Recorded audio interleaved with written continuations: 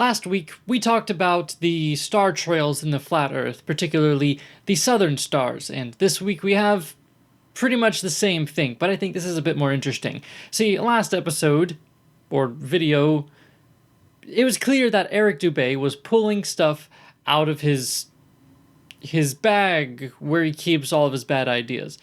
And I think there's a bit more of a point here. There's a bit more of a reason for these guys to be saying what they're saying. If you're not already aware, in the southern hemisphere, we see a southern celestial pole, a point where the stars seem to revolve around in the south.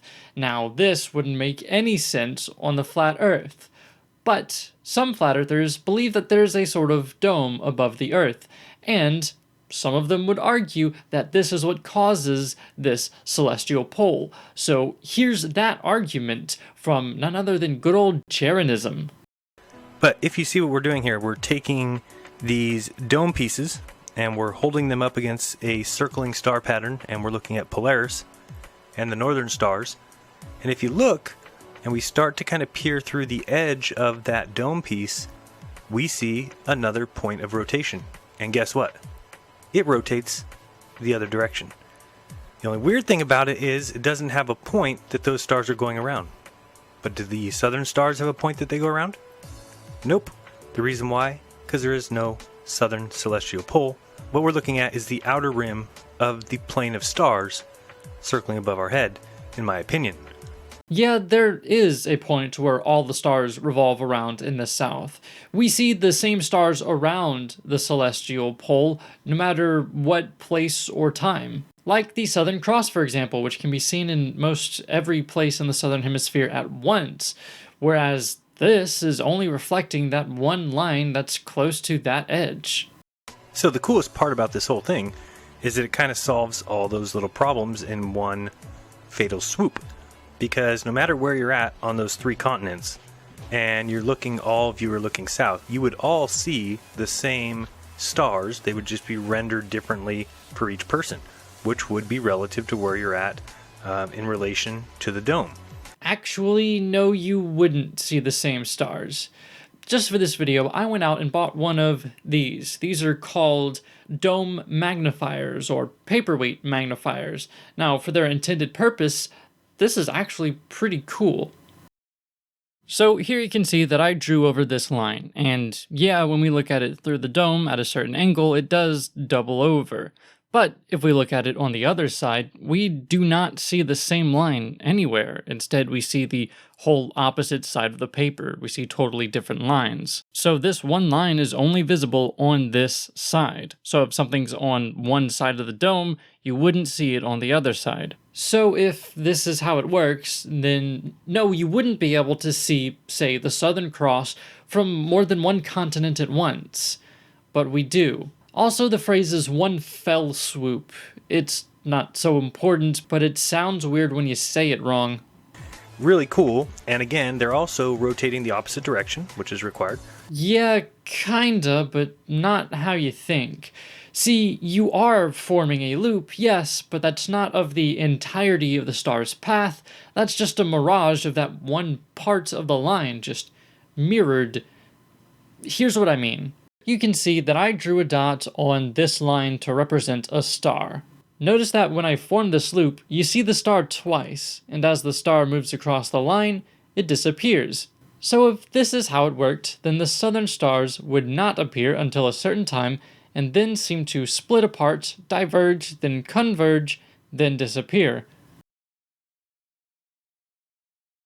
Needless to say, we do not observe this in the southern stars. Now you could argue that I am using a straight line, whereas the star's path would be circular, so I should have used a circle for reference. And I assure you that I did, and I got the exact same result. This is only easier to show. If you doubt this at all, you can try it yourself. These things cost like $10 to $15. Now you could be saying to yourself right now, well, didn't Cool Hard Logic just say that it was impossible? And we in fact just showed it to be possible? Well, then you've been paying attention. No, you certainly did not show it to be possible. In fact, the issues that I just explained were also found by another flat earther. But he has another explanation that, yeah, the stars and sky would have to be in a dome, but this lens, or dome magnifier, would have to represent just what we can see. This seems to be the exact same argument as last video, where something 45 degrees up in the sky or higher is somehow stretched down to the horizon for no reason. Magic, I guess. They like to throw around the word perspective or perspective warp, but my perspective is that they don't know what they're talking about because that's ridiculous. But there's more damning evidence against these ideas because these domes are, in effect, lenses, and like I said, when you see these loops, they're just mirages, and these mirages are caused by when you observe it, when either your eye or the camera is beyond the focal point of this lens. But if this was the atmosphere, or the firmament, or just how far you can see, you would be right up on it. To put it simply, this dome wouldn't be floating above the flat Earth. It would be right on top of it, so our perspective would be right up against it. And what happens when we put the camera right up against the bottom of this dome? Well, it distorts things for sure, but round paths don't curve the opposite way. It causes distortions that we simply don't observe in real life. Also, if this is the firmament, then you would be able to see all of the stars from any one point on Earth. So it looks like this experiment and explanation ultimately fails, and the flat Earth is again left with no explanation for the southern celestial pole that we do observe. And it seems like it only makes sense if the Earth is a spinning globe. Time to face the facts and reality itself. Again, what I'm doing is just shining a laser light right through the half-dome mirror and casting it onto a piece of paper. So I think some of those look incredibly like the sun. I think many of them look like stars. Here I am, and I'm finally noticing that many of these things look like everything we see around us, light-wise. Okay, so let me make sure that I have this straight, okay? You take a laser pointer, which essentially just shines a dot of light. You point it through this lens, and when it shines on a surface, it resembles the sun, moon, and stars, which essentially just look like dots of light. Excellent. Well done. Always top-notch research from Jeranism. Science has really taken us far when we have developed our own handheld lasers that we can personally use to discover what round shapes look like. I really don't understand what this is supposed to prove or demonstrate. I mean, round things look round through a round lens. Neat.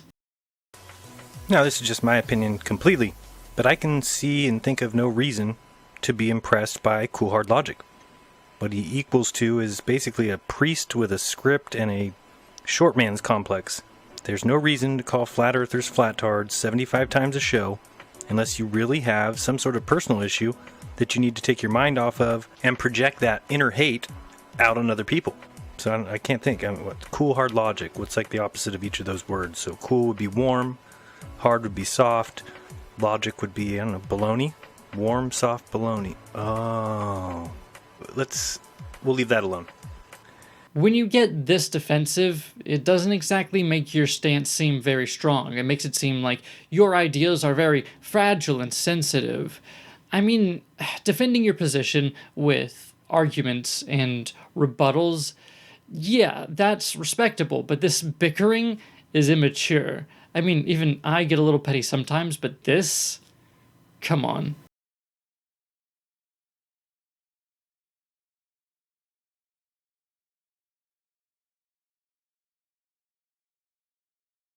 Oh, I didn't see you there.